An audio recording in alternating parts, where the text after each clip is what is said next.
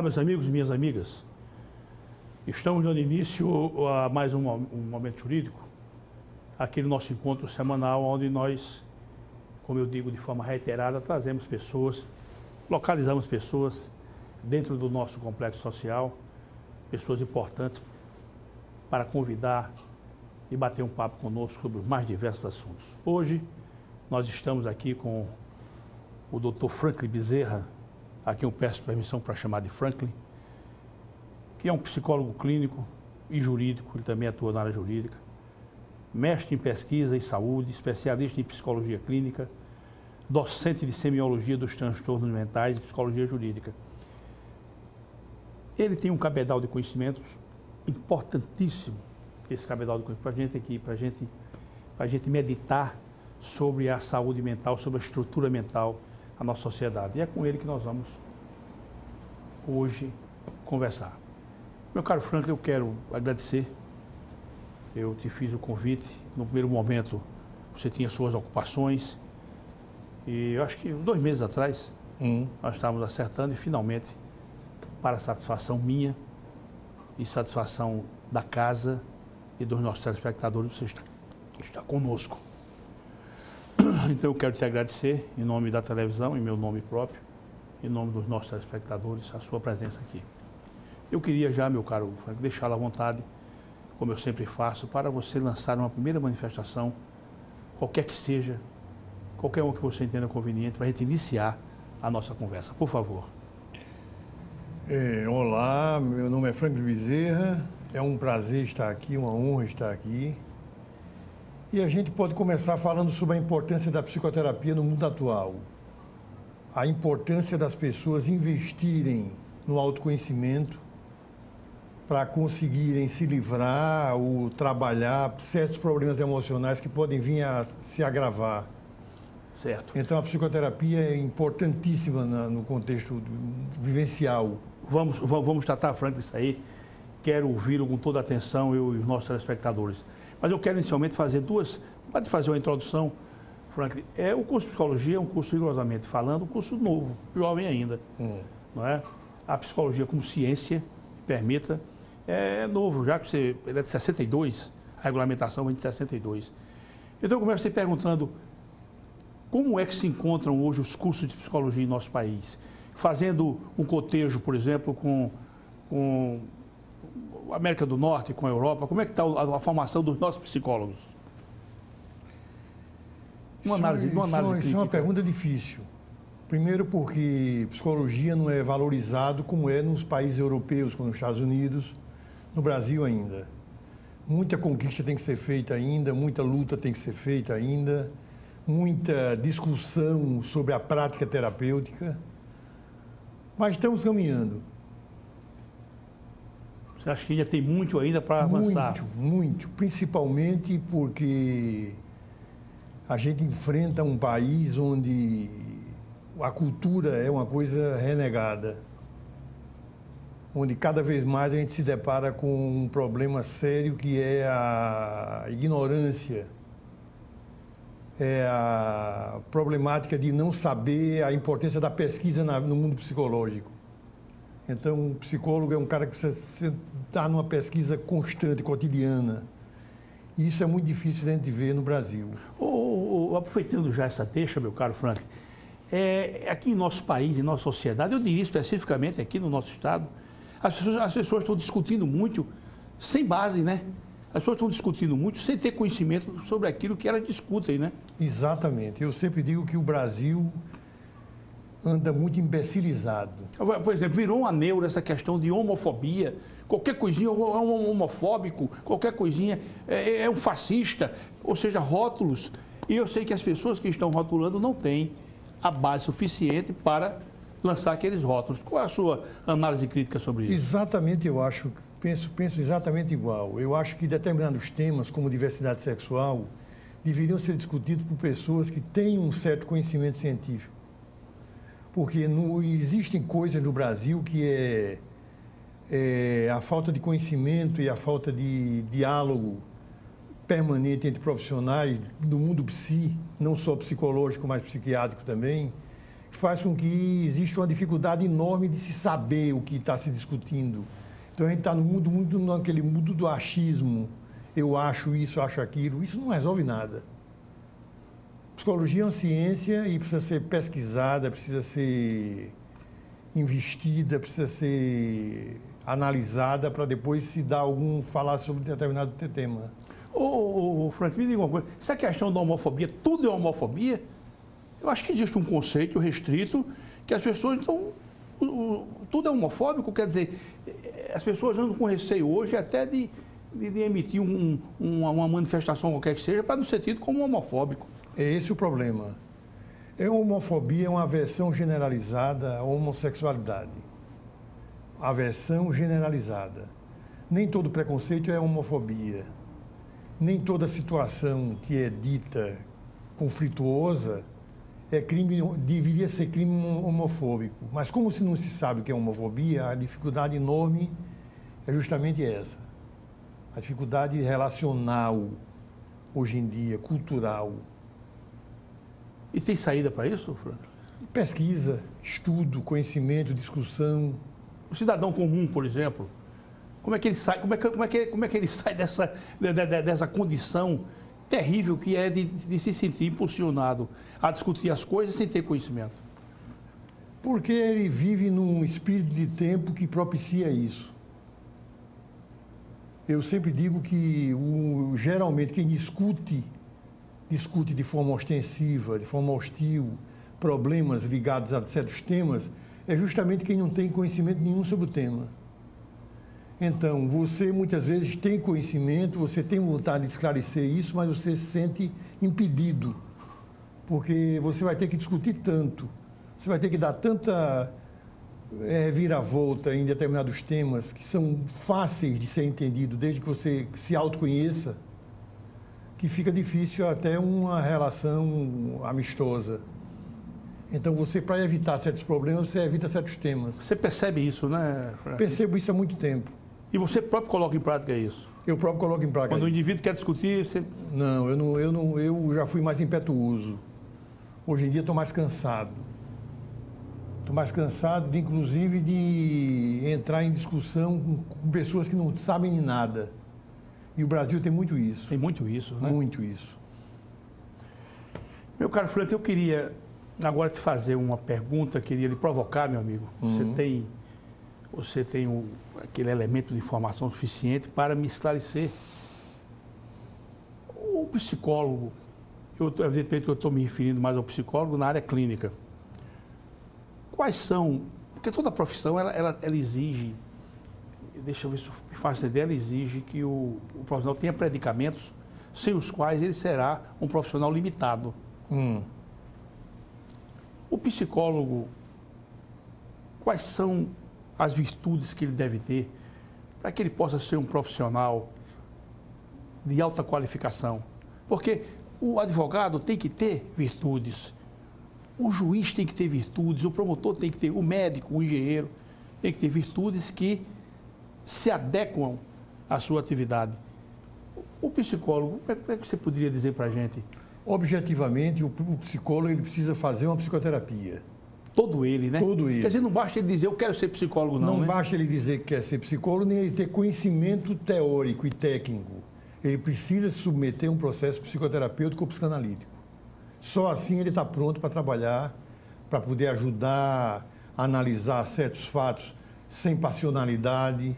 Então, condição sine qua non, uma psicoterapia individual ou em grupo. Eu queria que você aprofundasse um pouco mais, Franklin. Essa autoanálise que ele deve ter, como é que se dá isso?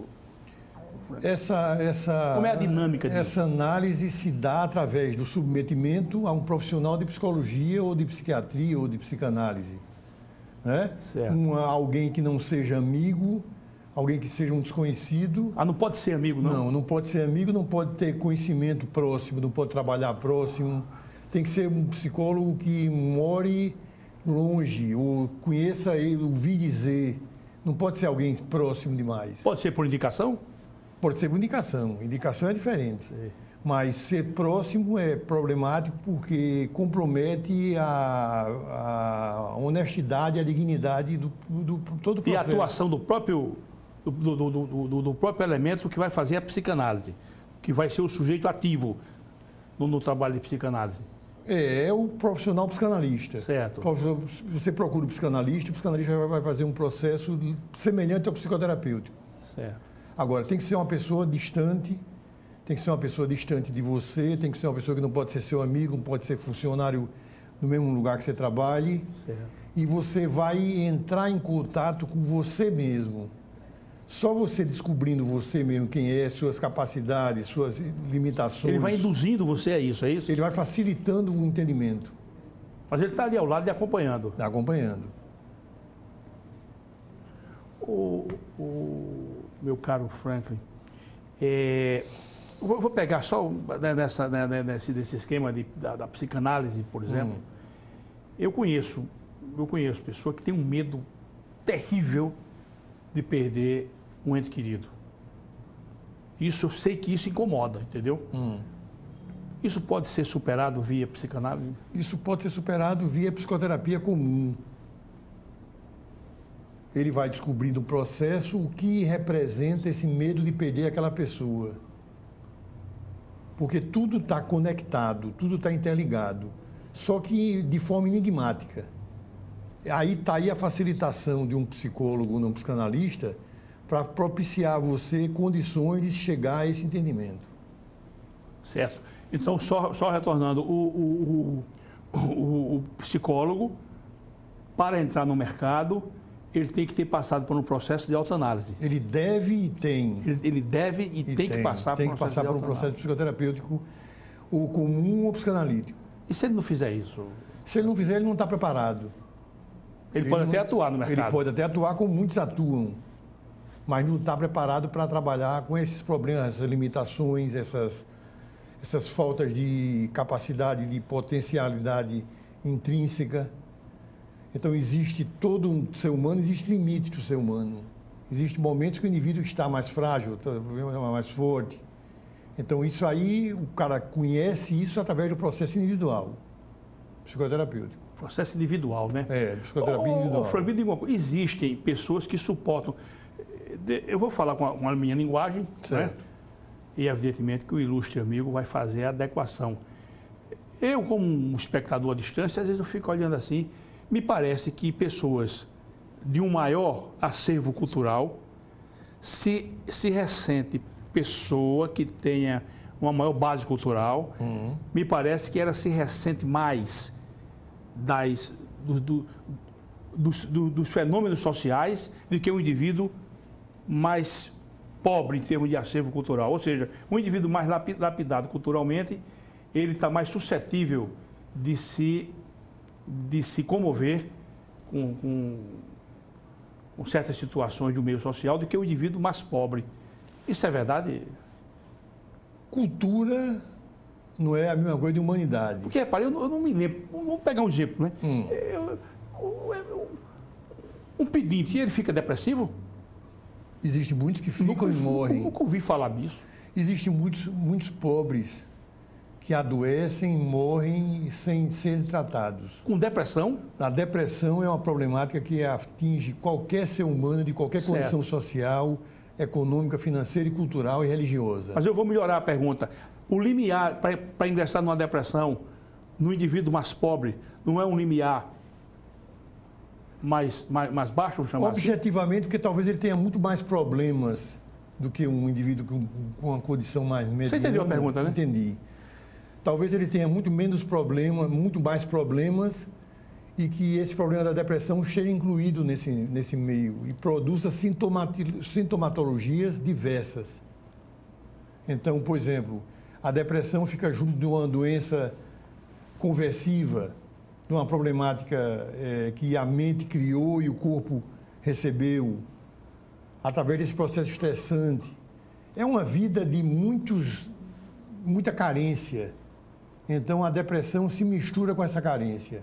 No indivíduo classe média, que tenha mais cultura, tenha mais sensibilidade, ele pode ser mais visualizado, ele pode visualizar mais isso aí. Isso não acontece que exista uma problemática maior em termos de classe social. Né? O Frank, quer dizer que a gente vê que a questão da psicologia é uma questão de alta complexidade, né? Não é uma coisa, não é uma coisa singela, não é uma coisa simples que se resolva só com a simples vontade de resolver. É preciso que haja entre o profissional e o paciente uma interação muito grande. Exatamente, uma integração e um processo relacional bem satisfatório. E um processo de autoconhecimento de um paciente pode levar quanto tempo? Depende de que abordagem você está trabalhando e depende de que problema você tenha. Certo. Tudo isso é variável. Depende do profissional e depende de que problemática você enfrenta. Então isso aí é que vai conduzir... Isso é o que vai determinar o tempo necessário para você entrar em contato com as suas potencialidades. Pode levar, às vezes, a vida inteira. Eu conheço pessoas que fazem psicanálise há anos. Aí não é psicanálise, não. Não, né? Não, anos e anos, como Woody Allen, 25 anos, é mais uma conversa terapêutica. É uma conversa, né? Uma análise bem feita, ela não demora esse tempo todo, não. Demora não, né? Somente porque hoje em dia o cara não aguentaria. Esse compromisso analítico é um compromisso muito grande. Mas uma conversa terapêutica, ela é saudável também. Isso é saudável. Isso tudo está dentro do processo de psicoterapia. Psicoterapia é uma técnica que consiste em coletar dados sobre a vida da pessoa e adicionar ou contradizer todo esse processo. Então, você coleta os dados da pessoa e vai vendo se adiciona ou se contradiz o processo. Frank, vamos tratar agora de um assunto mais específico que eu queria tratar contigo. É a questão da depressão. O que é que leva um indivíduo a entrar num estado de depressão? Depende do que tipo de depressão você está falando. Né? Pode ser uma depressão doença mental, pode ser uma depressão voltada a uma perda e um luto não elaborado. Ou seja, a depressão ela pode ter um motivo plausível ou pode ter um motivo orgânico. Ela vem do nada. É por isso que ela pega qualquer pessoa, qualquer classe social. A depressão pode vir do nada? Pode vir do nada. Frank, aprofunda mais isso para a gente, por favor. Pode vir do nada no sentido seguinte, de ela fazer parte de uma doença que exige de você. Por exemplo, as depressões endógenas são depressões que estão ligadas a processos orgânicos significativos.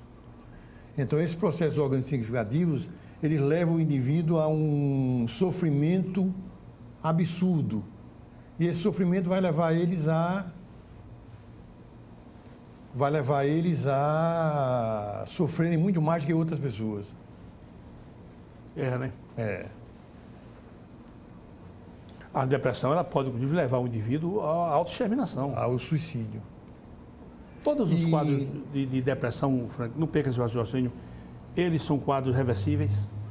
Nem todos. Os que têm motivo plausível, sim.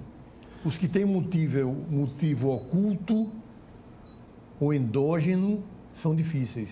E outra coisa, a sociedade leiga ela tem uma tendência muito grande a procurar ver na mente do depressivo a morbidez. O depressivo ele luta desesperadamente para não ser depressivo.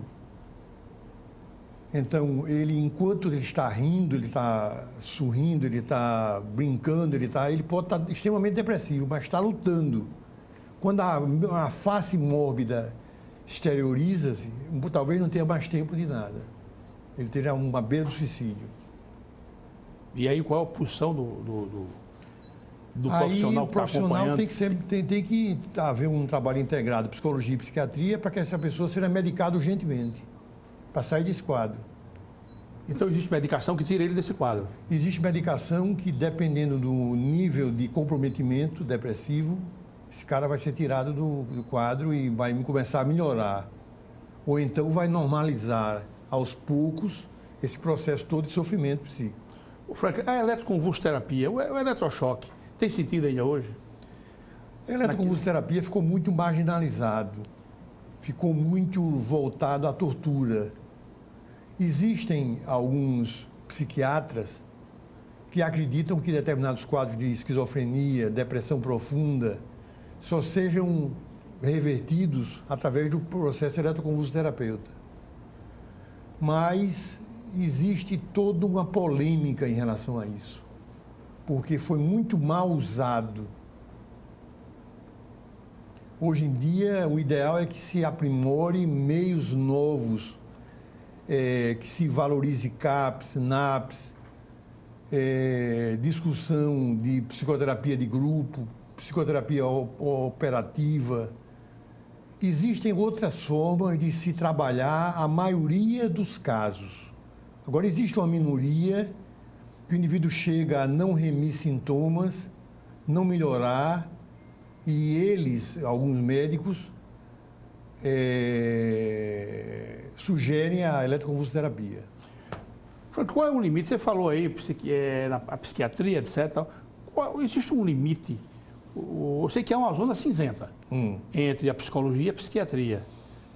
Se é possível estabelecer um limite entre uma ciência e outra? A psiquiatria... Até aqui a psicologia pode depois ter que ficar sobre a esfera de atenção da psiquiatria, ou vice-versa. O ideal é, dependendo da gravidade do problema, do transtorno, um trabalho integrado, psicologia e psiquiatria. Mas nem todos os casos precisam de psiquiatria. A maioria dos casos ligados a transtornos mentais, não doenças mentais graves.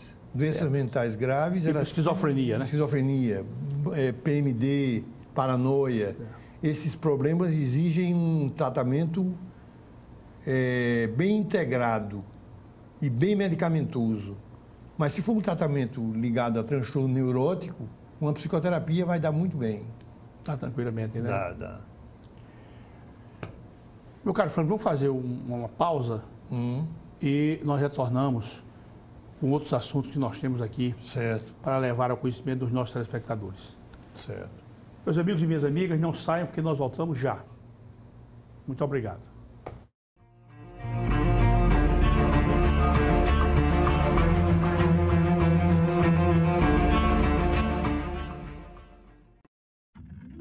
A ACL Investimentos é uma empresa que trabalha com imóveis próprios. Quando precisar locar ou comprar um imóvel, procure a ACL Investimentos. Aqui só locamos e vendemos imóveis próprios. Por isso, damos garantia de um investimento seguro.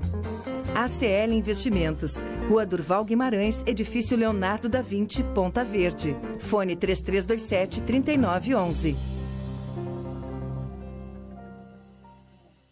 Quando o assunto é o seu carro, além de escolher a marca líder, escolha também a concessionária que faz mais por você. Por isso, a Blumari oferece o melhor atendimento em serviços, peças e acessórios. E ainda tem as melhores negociações, sendo totalmente certificada pelos padrões Fiat de qualidade e líder de mercado em seu segmento. Fiat Blumari, a marca do seu carro. Avenida Gustavo Paiva, Mangabeiras. O filé do Zezé é a melhor opção. Temos um cardápio variado de churrasco e comida caseira. Churrasco de picanha preparados de um jeito todo especial. Zezé em Casa, 3313-4004.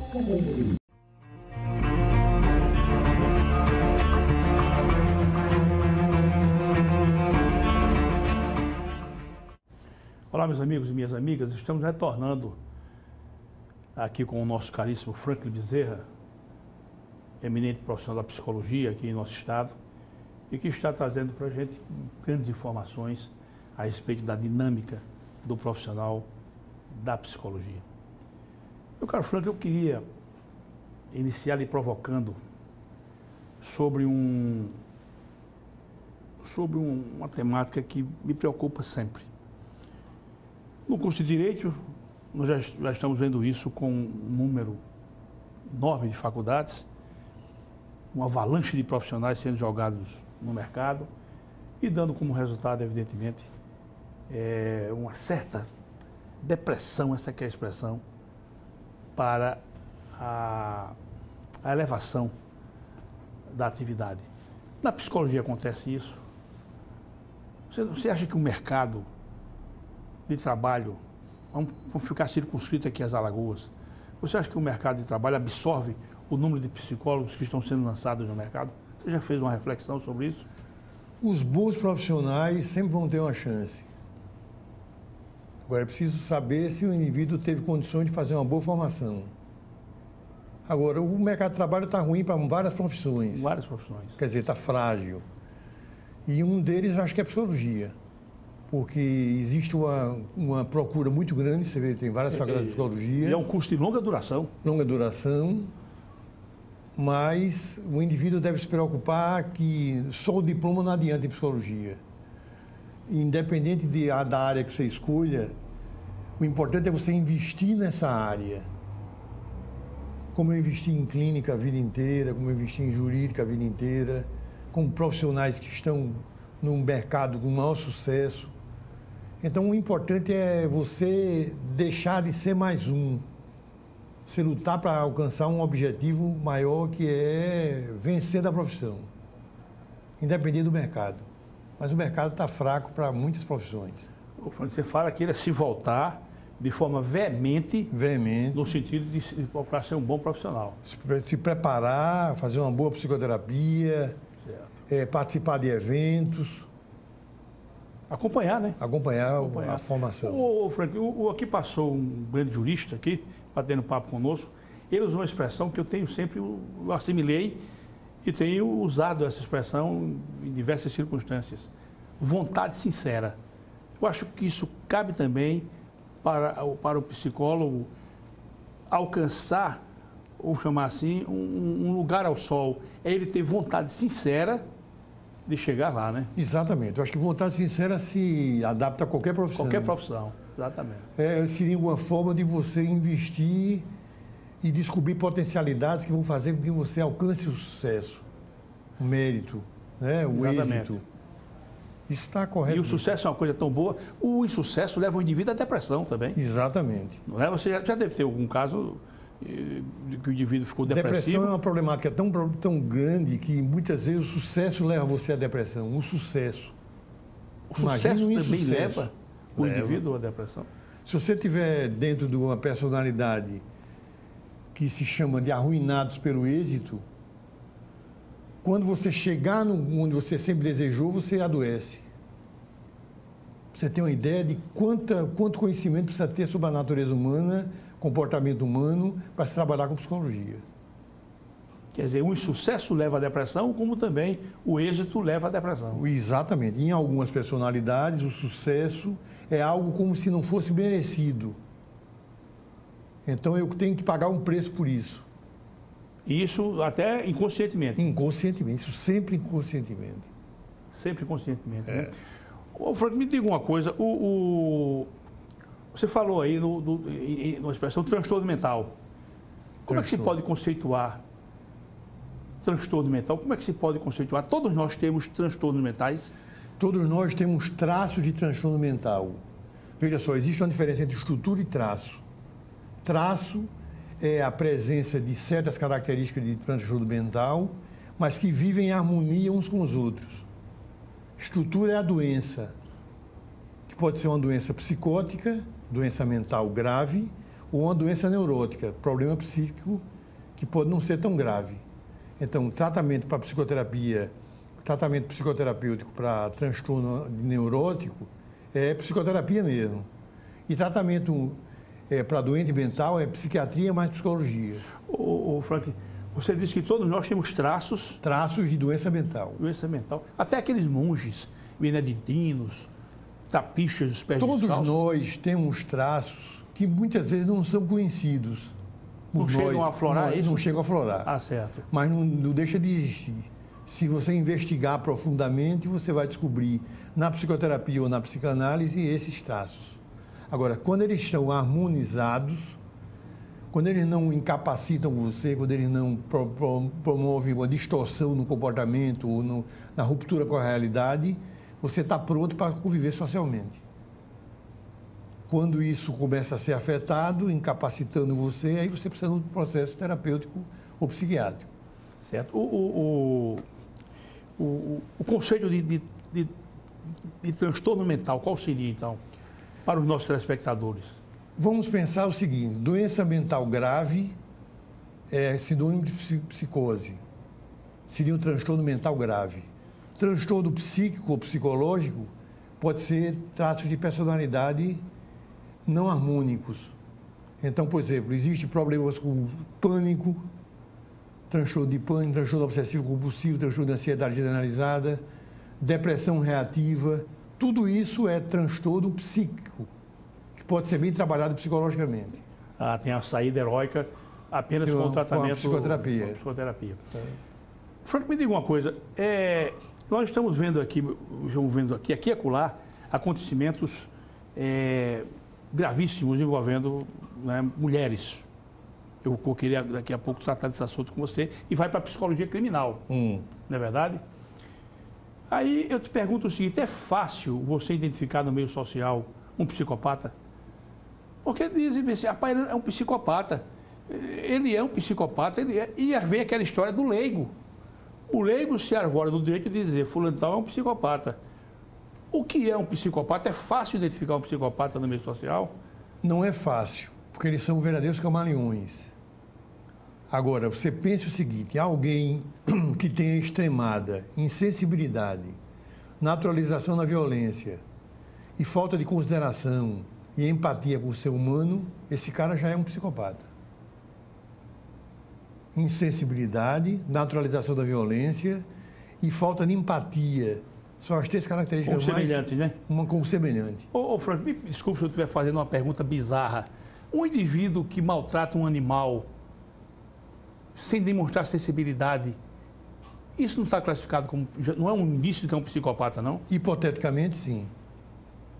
Eu não falo nem um semelhante, eu falo um animal. Hipoteticamente, sim.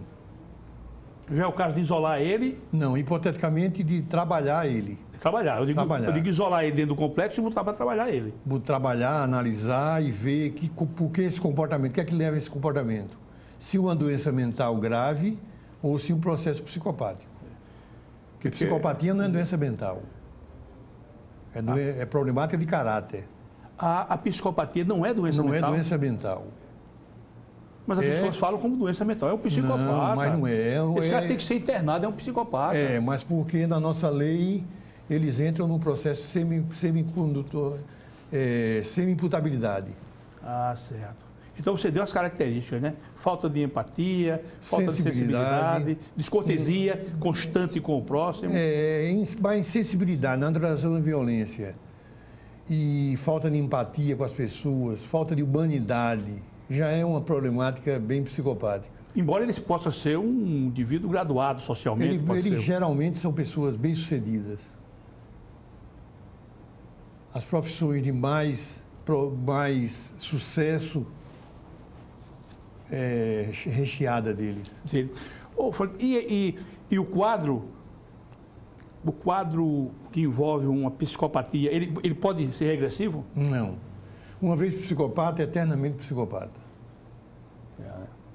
Vamos pegar aqui um caso específico. Agora, uma paisagista recebeu um jovem em sua residência, após ter conversado com ele cerca de 6 ou 7 meses, pelo menos é o que foi divulgado pelo Facebook, conversou com ele e tal. E na primeira situação em que se encontrou, houve um quadro de agressividade violentíssimo. Você como estudioso, só com essas informações, você poderia já tendencionar para um rótulo para esse rapaz? Não. Honestamente, dignamente, não. É estranho. É atípico. Você está acompanhando, Estou acompanhando. É estranho e atípico, se somente se foi daquele jeito. Se somente se aconteceu daquele jeito, é muito estranho, muito atípico. Mas o indivíduo tem um comportamento daquele, também é caso de você fazer uma reflexão. O que é que levou ele a agredi-la? Daquela forma. Daquela forma, né? Quase 4 horas de batendo na pessoa. Uma tortura. Uma tortura. O que é que levou ele a fazer isso? Seria até insensatez colocar um rótulo nele. Um rótulo nele, né? Agora, ele avaliado psicologicamente e psiquiatricamente, se tem uma possibilidade hipotética de diagnóstica. Pode ser que se trate de um psicopata. Pode ser. É porque mas ele já tem até um quadro já de agressão ao pai, ao irmão, já anteriormente. É, porque o que a gente sabe é só o que a imprensa produz, né? Precisa um Aí contato, fica muito né? difícil, mas um contato psicológico e psiquiátrico vai dar a oportunidade de se saber, hipoteticamente, o que seria uma possibilidade de ser uma psicopatia, ou pode ser um borderline também, transtorno borderline, ou pode não ser nada disso que esteja sendo dito, a coisa não ter acontecido da forma como foi dito. É como você falou, né? Ele é formado em Direito. Exatamente. E ele estava perseguindo a inscrição dele na Ordem dos Advogados. E parece que já foi bloqueado para lá esse negócio. E ele está sendo submetido, ele está, inclusive, na ala psiquiátrica lá do sistema carcerário, para ser estudado. Franklin, outra coisa que me chama a atenção, estou dizendo aqui, não é porque estou na sua presença, a psicologia é realmente uma ciência belíssima e de alta complexidade. Não é todo mundo que pode. O indivíduo que tiver um nível cultural limitado, ele pode até conseguir se graduar, mas ele não tem sucesso. Exato. A psicologia exige do profissional um conhecimento cultural, um acervo cultural de grande dimensão, essa que é a expressão. Agora mesmo, nessa questão dessas barragens, desses acidentes, então a gente vê uma queda do avião, aí já tem lá um psicólogo. Agora, nesse rompimento dessa barragem, verdadeiras equipes, essa que é a expressão, de psicólogos estavam presentes. O que é que eles fazem lá nesse ambiente? Eles procuram reforçar o ego, o eu das pessoas, procura conter o estresse e procura dar a possibilidade daquelas pessoas que sofreram aquele trauma de extravasarem aquilo ali. Porque eles, através de atitudes terapêuticas, eles podem facilitar que o indivíduo coloque para fora todo o sofrimento, todo o trauma. E isso já melhora muito o quadro. Isso é possível, né? Isso é possível e é importantíssimo o trabalho psicológico nesses processos que poderiam gerar o estresse pós-traumático. Estresse pós-traumático? Pós-traumático, que seria um estresse que acontece depois de episódios que mexam com a sobrevivência do indivíduo. Ou seja, o indivíduo sentiu que quase morreu. Ele pode sair dali ileso e desenvolver o estresse pós-traumático. Então, a psicologia é importantíssima para isso. Já aproveitando esse seu direcionamento, por que é que há pessoas que são submetidas ao mesmo ambiente de estresse? Vou pegar um exemplo, guerra. Algumas voltam totalmente traumatizadas e outros voltam tranquilos, retomam a vida normal, vai-se embora sem demonstrar nada. Por que é que isso acontece, hein? Por causa da singularidade das pessoas. Cada pessoa tem um mundo psíquico.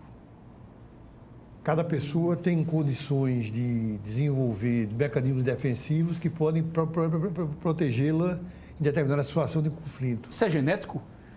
Isso aí é biopsicoquímico. Biológico, psicológico e químico. Isso tem a ver com a individualidade da pessoa. Tem pessoas que vão para uma guerra e voltam tranquilas. Tem pessoas que vão para uma guerra, no momento em que estão num avião para ir, já adoecem. Já adoecem. É. Isso tem a ver com fragilidade psíquica, fragilidade egóica e a individualidade das pessoas, né? Eu há uns anos atrás, e vai cair nisso aí que você está falando, há uns anos atrás, está com uns bons anos, eu acho que eu ainda era advogado nessa época, eu tive o desprazer de ler, me chegou ao conhecimento, uma situação em que um soldado da Polícia Militar deu uma pressão, ele repreendeu, houve alguma desinteligência, ali no Santo Eduardo, e ele se dirigiu a um jovem, de forma bruta, claro, de forma bruta, de forma veemente. E o rapaz foi e deu um tiro na cabeça. Quer dizer, esse era aquele indivíduo fragilizado, né? Fragilizado, que não quer dizer que seja uma pessoa fraca. Fragilizado pode ser momentâneo, pode ser um processo de sofrimento, mas naquele momento essa advertência gerou nele uma vergonha tão grande, um sofrimento tão grande que ele preferiu se matar. Até um jovem ainda. Acontece muito isso. E voltando para essa questão das tragédias, então o psicólogo, como é que se dá esse encaminhamento? Só para satisfazer a minha curiosidade. Houve essa questão lá e tal, não são todas as pessoas que procuram os psicólogos, né? A pessoa tem que procurar? Né? Geralmente o setor de recursos humanos da empresa tem esses profissionais ou contrata os profissionais e vão dar apoio às pessoas que fazem parte da empresa, ou comunidade geral. E se a pessoa não precisar? Se a pessoa não precisar, nas entrevistas psicológicas se detecta isso. Né? Entrevista psicológica é uma ferramenta incrível de descobrir fragilidades. Então, se descobre fragilidade, ou então o indivíduo está tranquilo, pode caminhar com as suas próprias pernas. Um outro quadro também que chama atenção é a questão do suicídio. O que pode levar uma pessoa a suicídio também? Deve ser várias. Suicídio é uma problemática gravíssima. Eu acho que o suicídio é o ponto culminante, né? É o que chama de quebra. Os americanos tinham uma expressão chamada self-preservation, né? Autopreservação, que você vê nos animais inferiores. Quando há essa quebra, como é que se dá isso? Suicídio é muito complexo, porque é uma problemática que pode estar ligada à doença mental ou pode estar ligada a um sofrimento não elaborado. Então, muitas vezes, a gente vê crianças que são abusadas sexualmente, agredidas sexualmente, elas desenvolvem no mundo adulto uma fragilidade muito grande, como se sentissem culpadas.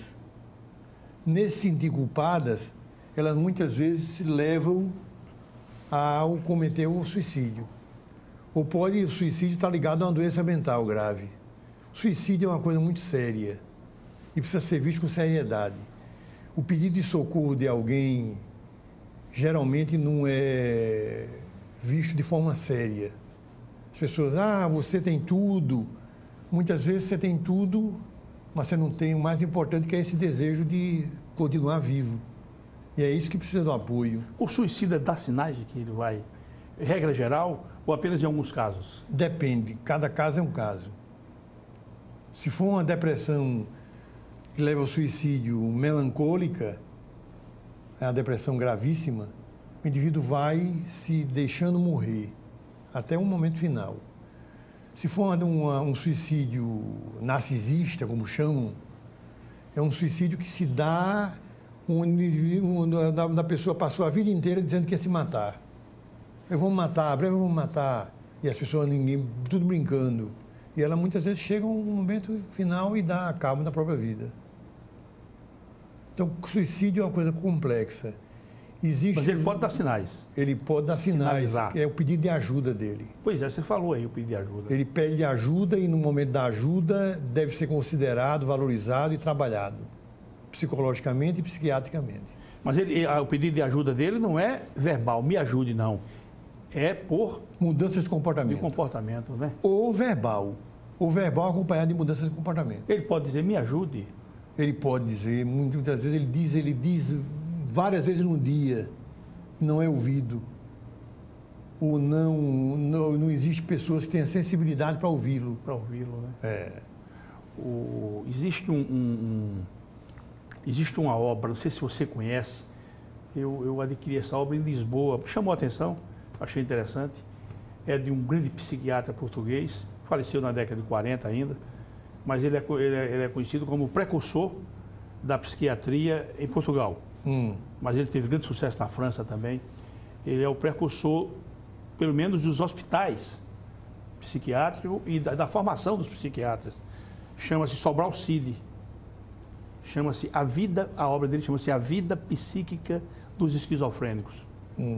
Eu li esse livro, é um livro um pouco denso, um livro de 120 páginas, e a vida do esquizofrênico é um negócio realmente terrível, né? Terrível. Terrível, né? A vida psíquica dele gente... é um quadro de estilhaçamento, né? É um quadro de estilhaçamento e ruptura com a realidade, e muito sofrimento psíquico e muito pouca compreensão por parte da sociedade. O esquizofrênico deve ser a pessoa mais protegida do mundo. Ele pode levar uma vida normal? Ele pode levar uma vida controlada. Uma vida controlada. Mas ele pode ser um funcionário público? Pode ser um funcionário público. Geralmente eles se dão muito mais dentro do serviço público, que a exigência é menor do que o serviço privado. Mas existem músicos famosos, esquizofrênicos, existiram e existem atores esquizofrênicos, cientistas, pesquisadores esquizofrênicos. Ter esquizofrenia é mais ou menos o seguinte, é você viver a mil o tempo todo, a mil. É você sofrer e não ser entendido. Essa é a figura de imagem, né? É. Viver a mil. Como é isso? É ser invadido por percepções estranhas, é apresentar comportamentos que são mal vistos pela sociedade, tipo bizarro. A doença mental leva aos comportamentos bizarros, comportamentos estranhos, comportamentos agressivos, que na realidade o esquizofrênico está se protegendo do terror, que é as alucinações e os delírios. É alguém que precisa ser amado. Amado, né?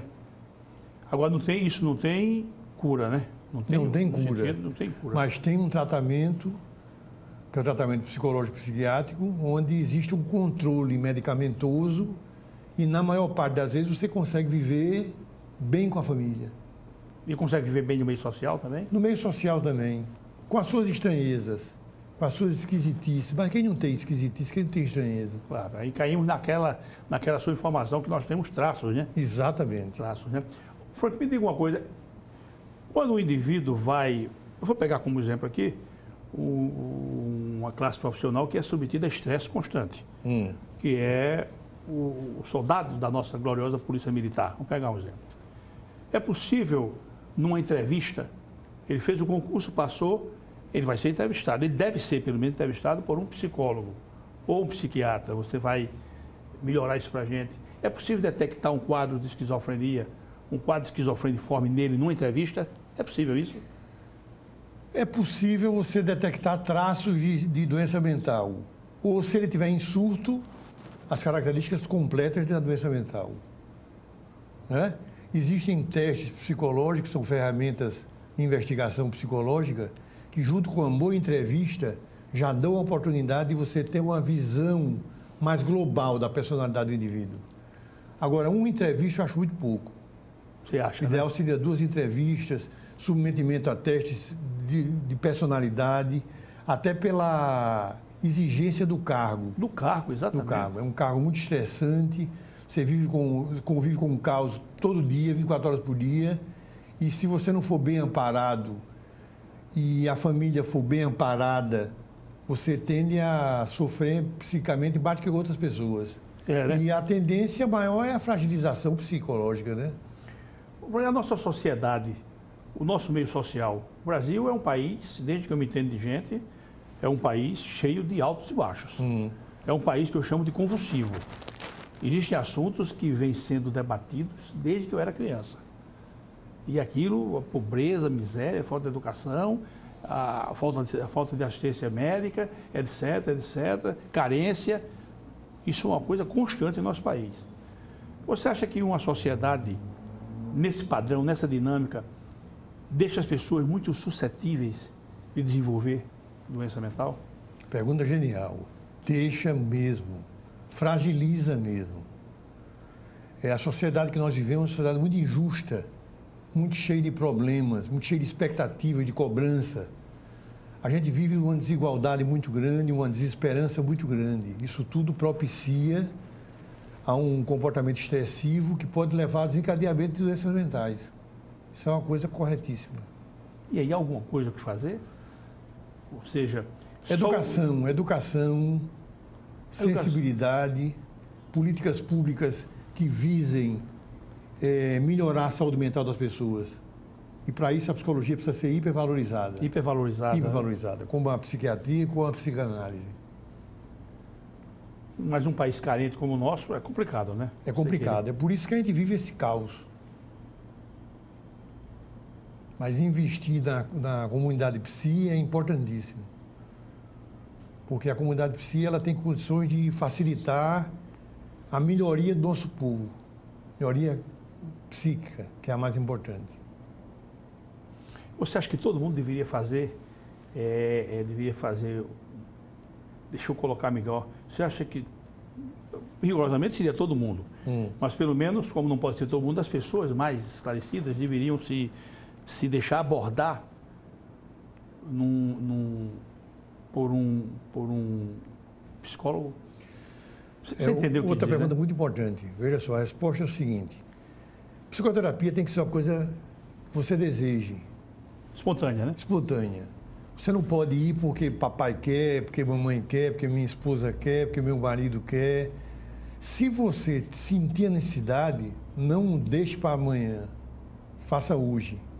Porque a psicoterapia é super importante para manter esse equilíbrio emocional, mental e físico do indivíduo.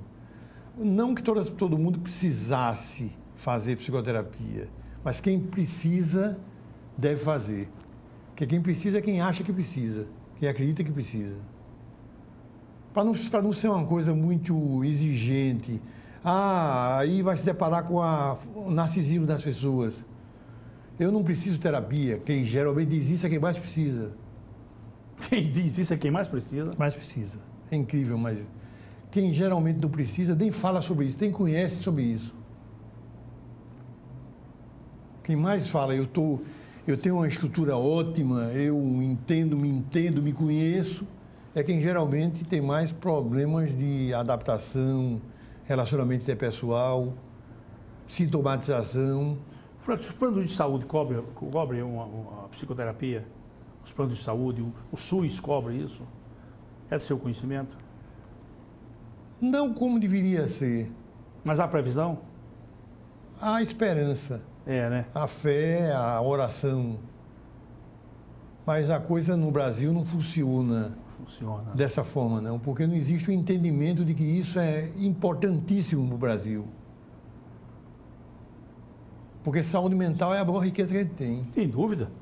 Sem dúvida. Uma preocupação que você tenha, você já se ressente, uma preocupação mais acentuada, você se ressente. E eu te pergunto, Frank, e já me peço desculpas se for indelicado com o ilustre amigo, um tratamento, uma análise psicoterapeuta é caro, é um procedimento caro, financeiramente? Não é caro, depende do profissional.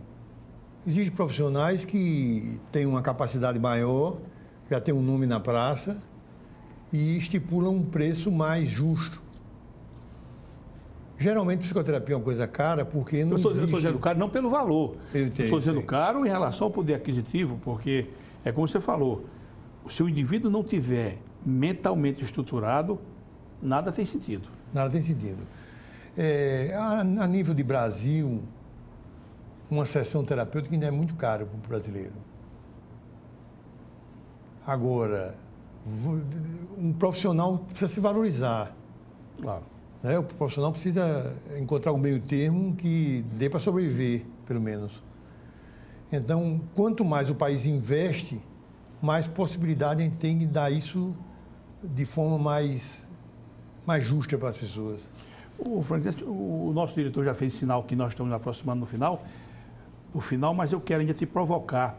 Ultimamente, eu venho assistindo, todos nós estamos assistindo isso, um desencadeamento, eu não sei como, ainda estou fazendo uma análise crítica, de agressão contra as mulheres. Como é que você tem visto isso, hein? Aqui é um marido que, hoje, no meu conhecimento, que um cidadão jogou ácido no rosto de uma jovem, porque ele não estava aceitando o final do relacionamento. É relacionamento de 8 meses. 8 meses, né? De 30 anos, de 20 anos, não. Aí você vê Rio de Janeiro, problema, São Paulo, problema. Como é que você está vendo esse quadro? Meio assustador para as mulheres. A gente pode sinonimizar esse quadro com um trecho da música Índios, do Renato Russo, da Legião Urbana. Sim. Nos deram um espelho e vimos um mundo doente. Nos deram um espelho e um mundo doente. O mundo nosso é um mundo doente. Um mundo instável, um mundo depressivo, um mundo psicopático, um mundo cheio de... Deformações, de falta de conexão, falta de saúde mental. Você fala o mundo, quando você fala o mundo, você se refere ao global, ao Brasil, ao Alagoas? O mundo todo.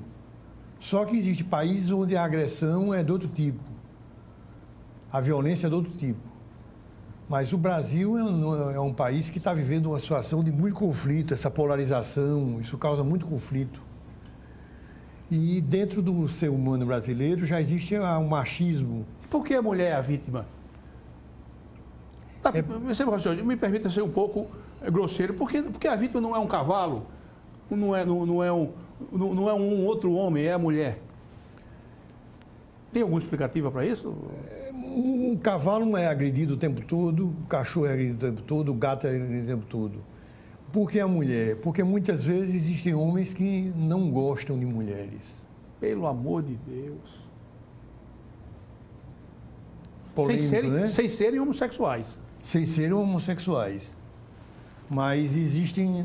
A mulher, ela é muito desejada na sociedade nossa, muito ovacionada, mas muitas vezes pouco amada. Quem ama não comete agressividade nenhuma. E quem comete agressividade contra a mulher precisa descobrir por quê, o que é que levou ele a isso. Não é normal. Não é típico. Não é típico, né? Não é típico. Você não pode dizer que é normal, não. Não, porque é polêmico demais. É normal polêmico. É anormal, é polêmico. Até porque anormal é uma coisa impossível. Que coisa, né, Frank? Ô, Frank, me diga, já antes de encerrar, qual é o grande nome da psicologia no Brasil hoje, hein? O nome da psicologia... Você podia eleger o nome? O nome da psicologia mundial, eterno, de ontem, de hoje, de sempre, será Sigmund Freud. Freud. O pai da psicanálise. Essa figura é eterna. É, né? É. Tem um valor messiânico para o conhecimento da psique humana. É. O biógrafo dele... Era Peter Gay? Não, o Stefan Zweig, que suicidou-se aqui no Brasil, em Petrópolis, com uma mulher, na década de 40. O Stefan Zweig era o biógrafo autorizado dele, né? E eu lhe confesso aqui, eu estou precisando ler uma biografia do Freud. Ainda não é essa minha leitura não será tardia, porque nunca é tarde você conhecer um grande homem, mas eu vou me dedicar para ler uma biografia de Freud. Um grande livro de psicologia. Eu vou te pedir, por exemplo, Frank, me indique um grande livro de psicologia para que o indivíduo leigo como eu tenha acesso, evidentemente, numa linguagem menos elaborada, uma linguagem técnica, mas que eu possa ler para poder penetrar nesse mundo de alta complexidade que é a psicologia. Você poderia me sugerir? O livro mais genial, um dos mais geniais, é Escuta Zé Ninguém. Escuta Zé Ninguém. Escuta, vírgula, Zé Ninguém, do Reich.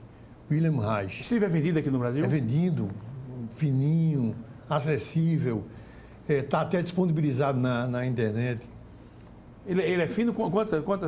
Deve ter umas 80 páginas. E dá para isso, diante da complexidade? Rapaz, é uma verdadeira obra-prima né? do entendimento psíquico. Escuta Zé Ninguém.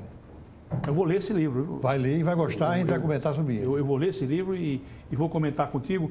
E eu quero te pedir permissão, meu caro Frank, para você vir aqui mais vezes. Certo. Esse assunto ele não pode esgotar de uma vez só. De vez em quando eu vou sentir necessidade de conversar com você, junto com os nossos telespectadores. Vamos escolher temas específicos para a gente tratar aqui. Certo. Tá certo? É um prazer. Meu amigo, a satisfação e a honra foi nossa. Saio daqui honrado com a sua presença, com essa conversa científica e bem interessante que você manteve conosco aqui. Então, muito obrigado de verdade. Seja sempre muito feliz, meu caro Franklin. E aqui as portas estarão sempre abertas. Mas ainda deixo para você mandar uma mensagem para os nossos espectadores, uma mensagem, não sei se de otimismo. Fique à vontade, por favor.